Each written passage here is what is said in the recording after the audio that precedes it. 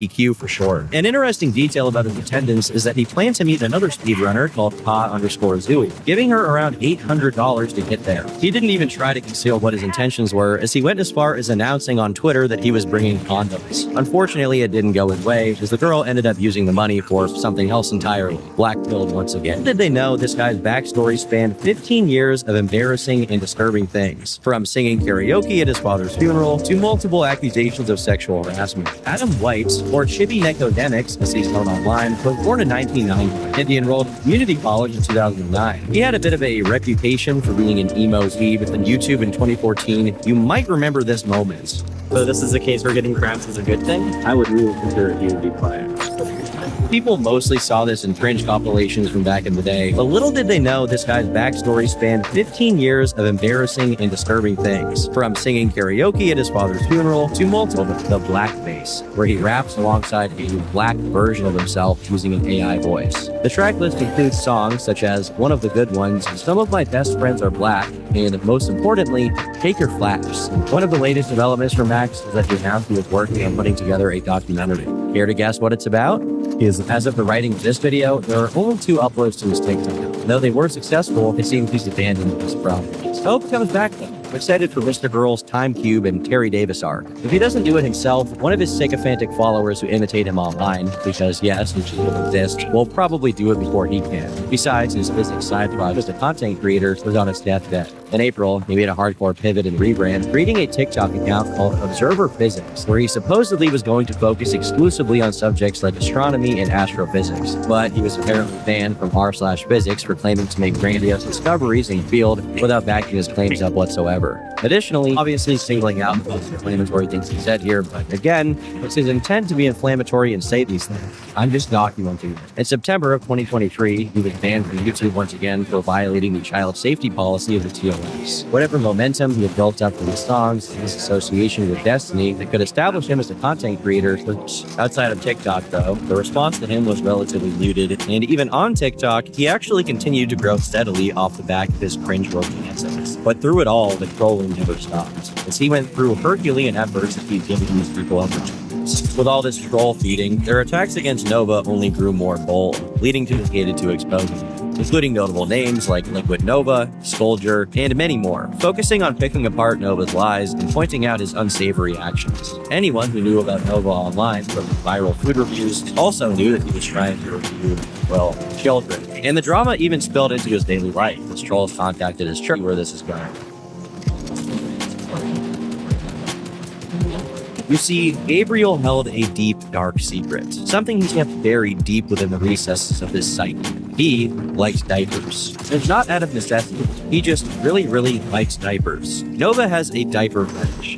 Over the years, have to record his gameplay, his microphone, and edit it together, well that with a thumbnail and a catchy title. Production quality was a thing of the past. Now, he can just turn on his camera for a few seconds and bam, instant content. After years of trying to make himself known as an influencer, he made internet history. Inside, Nova did seem to, at least internally, have some commitment to doing YouTube, often talking about big here and how he would run his channel. But none of these plans really panned out.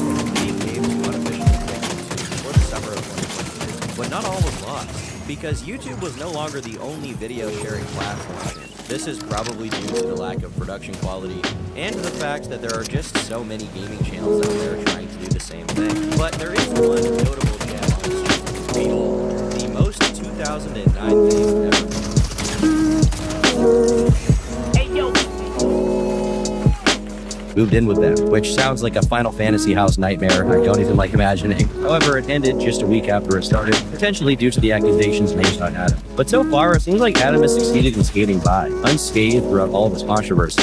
Although I doubt it will hold for long, since he's been seen hanging around one of his ex-girlfriends again, which makes me think an expose could be screenshots of Adam engaging in not safe for work conversations with a troll who had told Adam they were a 16-year-old girl. While this initially seemed pretty damning, Adam actually responded by providing his own screenshots of the same exact conversation, but instead of 16, the user had claimed to be 22, meaning Adam hadn't done anything wrong. Additionally, he provided a screenshot of the user while he destroyed Osaka-con. It shouldn't surprise you that at this point, the only people still sticking around Adam were his orbiters, who were just as deranged as he was, if not more. After he gave up on being a streamer, voice actor, realtor, and a dozen other pipe dreams he had over the course of a decade, Adam now said he wanted to be a video game developer, which he pursued by casually asking questions on Twitter.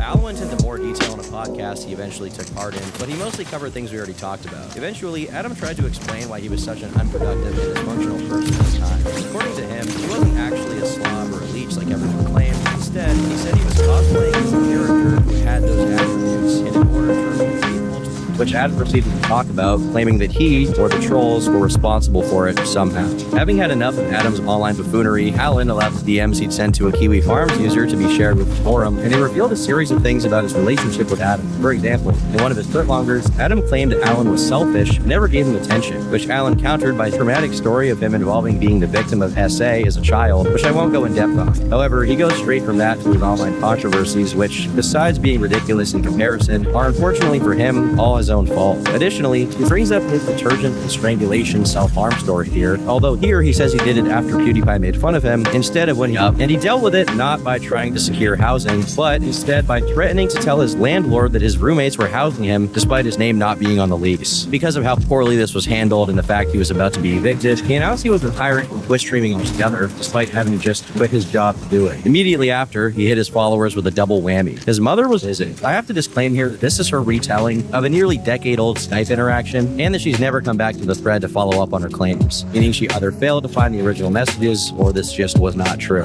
Unrelated to these claims were a set of leaked Discord messages showing Adam had a big-time giantess fetish. And I quote, "I like to fap thinking about being dropped." Adam was at least 20, and she was as young as 16. She shared a number of DMs in which he begged for her attention, complained about missing his ex, and more tellingly, shared regret over how he ruined what he and Logan Wyatt had. Mind you, they'd never been in a relationship, and she had a boyfriend at the time. When she stopped talking to him as frequently due to having a lot of schoolwork, he instantly became hostile towards her, and at first, he was offered the position of manager at Burger King, which would be a major move up from his part-time job at Tim Hortons. But Burger King didn't call him back as he was let go at Tim's, meaning what was initially supposed to be a promotion turned into unemployment. Eventually, he and Didera did get back together, culminating in a fateful stream where, while he played Mario, she read his Kiwi Farms page front to back, talking about his Twitch support, but I don't really know what he hoped to achieve with that, since this catastrophe was his own making, and it wasn't a technical issue on Twitch's end. Of course, none of Adam's new staff orbiters realized just how much they'd screwed up, and instead just focused on blazing him and telling him nothing was his fault. Fnatic, however, decided to voice his grievances, informing Adam that if there was ever a chance for E-Stream, enter Easter Speedsters, a Twitch marathon featuring a dozen different speedrunners doing their thing for charity, and while Fnatic managed all of it, Adam would be the face and take credit. Initially, things were going pretty well, as Fnatic got a bunch of speedrunners to agree with it and drafted a deal with a charity organization.